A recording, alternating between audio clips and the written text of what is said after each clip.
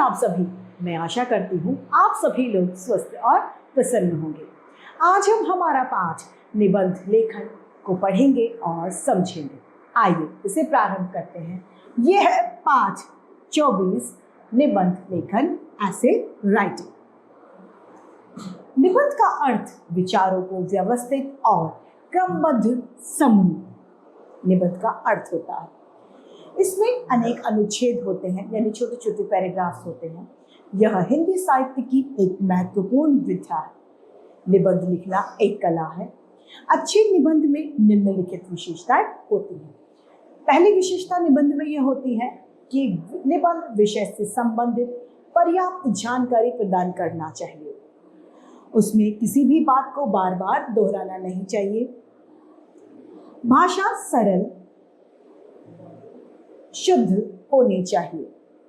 निबंध बहुत ज्यादा विस्तृत ना होकर निश्चित सीमा में समाप्त होना चाहिए। कई बार हमें निबंध लिखने में पहले ये बताया जाता है कि शब्द सीमा जो होती है, शब्द सीमा निर्धारित कर दी जाती है, उसी के अंतर हमें यह निबंध लिखना होता है। सबसे पहला निबंध यहाँ पे हमें दिया है, क्षमा बड़न को चाहिए। क्षमा बड़न को चाहिए, छोटन को उत्पात, कह रही विष्णु का घटियो, जो भृगु मारी लात।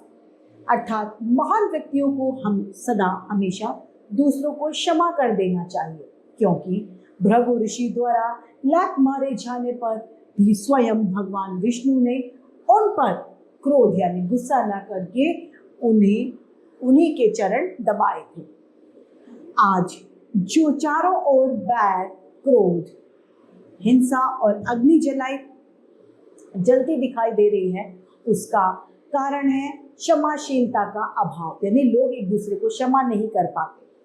क्षमा एक दिव्य गुण है। मानवीय गुणों में सहनशीलता और क्षमाशीलता का महत्वपूर्ण स्थान है। जो व्यक्ति सहनशील है, जो दूसरों के क्रोध करने पर भी अपने चित्त यानी अपने मन को उद्विग्न नहीं होने देता, जो दूसरों के अपशब्द कहने पर भी अपनी शांति बनाए रखता है, जो हर स्थिति में दूसरों के कल्याण की कामना करता है, वही आज अजात शत्रु कहलाता है। प्रतिशोध और प्रतिहिंसा मानव को पशु तुल्य यानी पशु के बराबर बना देते हैं। क्रोध से बुद्धि का विनाश होने पर व्यक्ति को कर्तव्य अकर्तव्य का भी ज्ञान नहीं रहता, क्योंकि गुस्से में हमारी बुद्धि नष्ट हो जाती है। किसी ने कहा है, नेकी कर और दरिया में डाल या कुएं में डाल। इस लोकोक्ति का अर्थ यह है कि हमें हमेशा दूसरों का हित चिंतन करना चाहिए। आश्रम में चोरी करने आए एक व्यक्ति को गांधी जी ने न केवल क्षमा किया, बल्कि यह जानकर कि वह भूखा और बेकार है, अपने आश्रम में रख लिया। भगवान श्री कृष्ण का चरित्र भी दर्शनीय है। कौरवों द्वारा कहे गए कटु वाक्यों का हंसकर जवाब दे देना उनकी विशेषता थी। वो किसी बात को बुरा नहीं मानते थे। उनकी मुस्कान को देखकर कौरव और भी ज्यादा जल भुन जाते थे। गीता में कहा है कि आत्मवत सर्वभूतेषु यह पश्चित सा पंडित। जो मनुष्य सभी को अपनी आत्मा के समान समझता है, वही पंडित और ज्ञानी है। भगवान बुद्ध ने अपने विरोधियों को क्षमा तथा सहनशीलता रूपी अस्त्र से ही परास्त किया था। अगला है हमारा निबंध, चरित्र का महत्व। किसी ने सच कहा है कि मनुष्य का चरित्र चला गया तो सब कुछ चला गया। मानव चरित्र को ही नैतिकता का पर्याप्त कहा जाता है। मनुष्य का यश, गौरव, मान, मर्यादा उसके चरित्र पर ही निर्भर करती है। सत्यवादिता, सत्य बोलना, दयालुता, निष्कपटता, सदाचार, संतोष, पारस्परिक सहयोग, ये सभी नैतिकता के आधार बिंदु हैं। अच्छा व्यवहार, परिश्रमशीलता, कर्तव्य निष्ठा, समय निष्ठा आदि गुण जिस व्यक्ति में होंगे, वह निश्चित ही नैतिकता की कसौटी पर खरे उतरेंगे।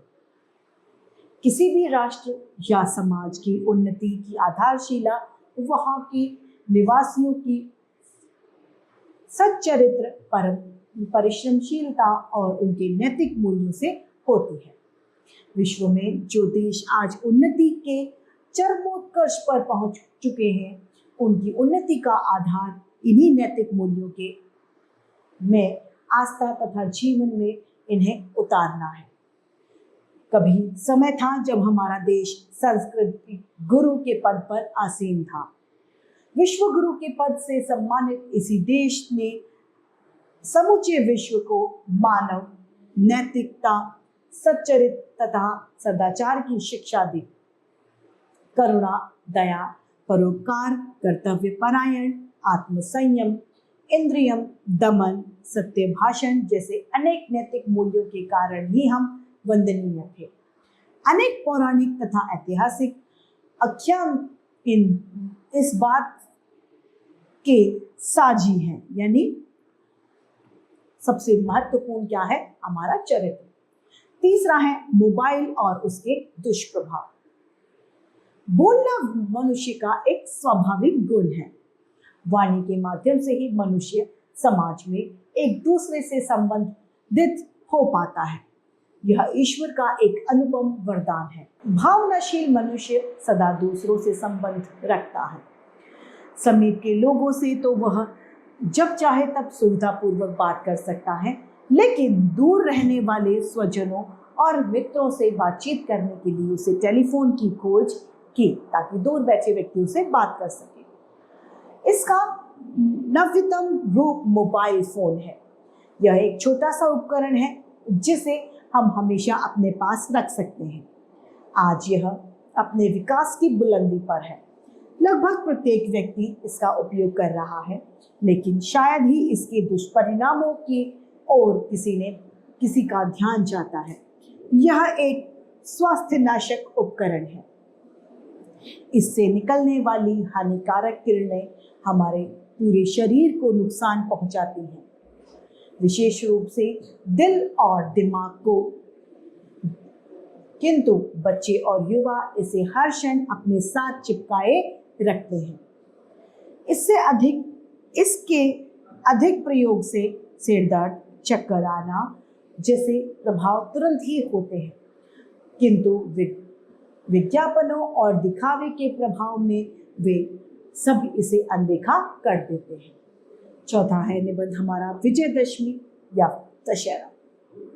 भारत त्योहारों का देश है। यहाँ पर समय समय पर सभी त्योहार हर्ष और उल्लास के साथ मनाए जाते हैं। त्योहार हमारे जीवन में उल्लास और स्फूर्ति का संचार करते हैं तथा हमें अपनी संस्कृति से जोड़े रखते हैं। भारत के विभिन्न त्योहारों में विजयादशमी का अपना विशेष महत्व है। यह त्योहार मर्यादा पुरुषोत्तम राम की स्मृति यानी याद से संबंधित है। दशहरे का त्योहार आश्विन मास की शुक्ल पक्ष की दशमी तिथि को धूमधाम से मनाया जाता है।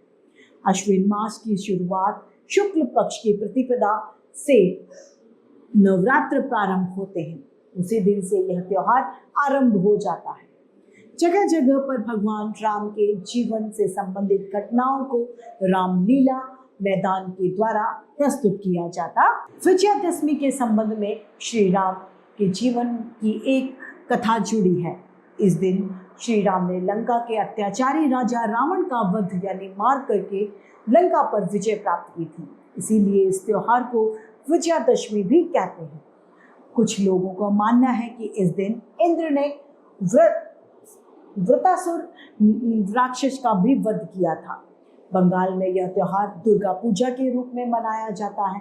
ऐसा माना जाता है कि इस दिन माँ दुर्गा ने महिषासुर का मर्दन किया था। इस कारण बंगाली लोग माँ दुर्गा की प्रतिमा बनाकर उसकी पूजा अर्चना करते हैं और दशमी के दिन प्रतिमा को जल में विसर्जित कर देते हैं। विजयादशमी के दिन जगह जगह पर रामायण से संबंधित पात्रों की झांकियां प्रस्तुत की जाती हैं। एक विशाल मैदान में राम रावण का नकली युद्ध किया जाता है। रावण, कुंभकर्ण, मेघनाथ के विशाल विशाल पुतले, बड़े बड़े पुतले बनाए जाते हैं। श्री राम युद्ध के बाद अग्निबाण के द्वारा पुतलों में आग लगाते हैं। पुतलों में आतिशबाजी अंदर भरी होती है। इसके देखने के लिए अपार जन समूह इकट्ठा होता है। आतिशबाजी देखकर सभी लोग बड़े खुश होते हैं। क्षत्रिय लोग इस दिन अपने अस्त्र शस्त्रों की पूजा करते हैं। व्यापारी लोग इस दिन अपने नए बही खाते, यानी जो किताब उनकी होती है जिसमें वो हिसाब लिखते हैं, वो नए बही खाते बनाते हैं। दशहरे का त्योहार धर्म की अधर्म पर तथा सत्य की असत्य पर जीत का प्रतीक है। यह त्योहार हमें प्रेरणा देता है कि हमें हमेशा अच्छाई के मार्ग पर चलना चाहिए और सत्यता का आचरण करना चाहिए। श्री राम के आदर्शों को अपने जीवन में अपनाने का प्रयत्न करना चाहिए। पांचवा है हमारा गणतंत्र दिवस। जो पर्व राष्ट्र के सभी लोग हर्षोल्लास के साथ मनाते हैं उन्हें राष्ट्रीय पर्व कहते हैं। गणतंत्र दिवस भी हमारा एक राष्ट्रीय पर्व है। 26 जनवरी 1930 को पंडित जवाहरलाल नेहरू की अध्यक्षता में हमारे देश के नेताओं ने पूर्ण स्वराज की मांग अंग्रेजों के समक्ष रख दी थी। तब से भारत के नेता लोग पूर्ण स्वराज की मांग अंग्रेजों के सामने आजादी मिलने तक पूर्व तक दोहराते रहे। 15 अगस्त 1947 को हमारा देश आजाद हुआ, लेकिन उस समय देश को चलाने हेतु हमारा कोई भी संविधान नहीं था। 26 जनवरी 1950 को हमारे देश का नया संविधान लागू हो गया। उसी दिन से भारत प्रभुता संपन्न गणतंत्र बन गया। तभी से प्रतिवर्ष 26 जनवरी को हम गणतंत्र दिवस के रूप में मनाया जाता है। गणतंत्र दिवस पूरे देश में बड़े हर्ष और उल्लास के साथ मनाया जाता है। इसी दिन सभी सरकारी, गैर सरकारी कार्यालयों में राष्ट्रीय ध्वज फहराया जाता है। रंगारंग कार्यक्रम प्रस्तुत किए जाते हैं। प्रत्येक राज्य में वहां के राज्यपाल ध्वज का अभिवादन करते हैं। सड़कों पर परेड निकाली जाती है और सरकारी भवनों को बिजली के बल्बों से सजाया जाता है। इस दिन पूरे देश में सार्वजनिक अवकाश रहता है। 26 जनवरी के दिन देश की राजधानी दिल्ली में विशेष समारोह आयोजित किया जाता है। भारत के राष्ट्रपति सबसे पहले ध्वजारोहण करते हैं। 21 तोपों की सलामी दी जाती है। बाद में जल, थल और वायु सेना के जवान परेड करते हुए आगे बढ़ते हैं और राष्ट्रपति उन्हें सलामी देकर उनका अभिवादन करते हैं। इस अवसर पर विभिन्न प्रकार के अस्त्र शस्त्र, मिसाइल आदि का प्रदर्शन किया जाता है। विभिन्न राज्यों की मनमोहक झांकियां भी प्रस्तुत की जाती हैं। विभिन्न स्कूल के बच्चे और लोक नर्तक अपनी अपनी कलाओं का प्रदर्शन करते हैं। वायुसेना के विमान आकाश में अपने कर्तव्य दिखाते हैं। यह दिन हमें उन वीरों की याद दिलाता है जिन्होंने इस देश को आजाद कराने के लिए अनेक कष्टों को सहा और अपने प्राणों को न्यौछावर कर दिया। हमें उन अमर शहीदों को याद करते हुए देश की क्षमता और अखंडता की रक्षा करने का संकल्प लेना चाहिए। अगला है ऋतुओं की रानी वर्षा ऋतु। भारत में 6 ऋतुएं ग्रीष्म, वर्षा, शिशिर, शरद, हेमंत और बसंत बारी बारी से आती हैं। ये सभी ऋतुएं अपनी मनोहारी छटा के लिए जानी जाती हैं। बसंत ऋतु को ऋतुओं का राजा कहा जाता है, तो वर्षा को ऋतुओं की रानी माना जाता है।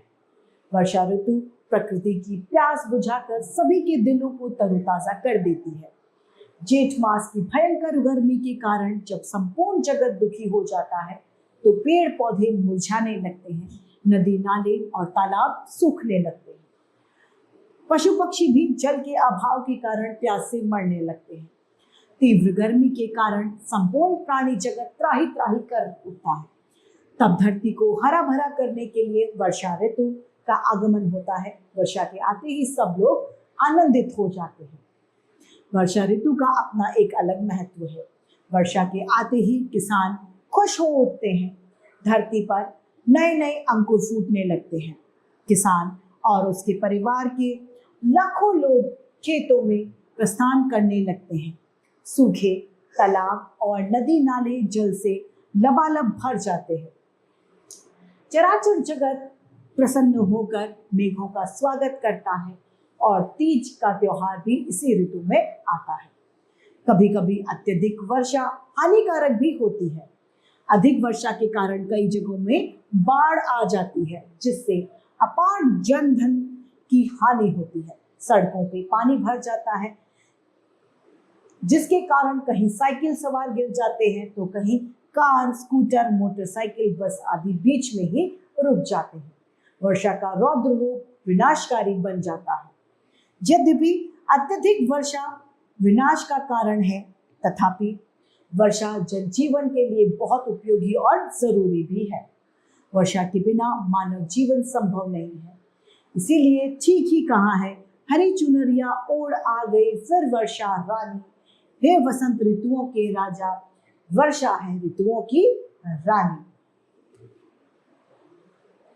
अगला निबंध है हमारा सत्य संगति, यानी अच्छी संगति।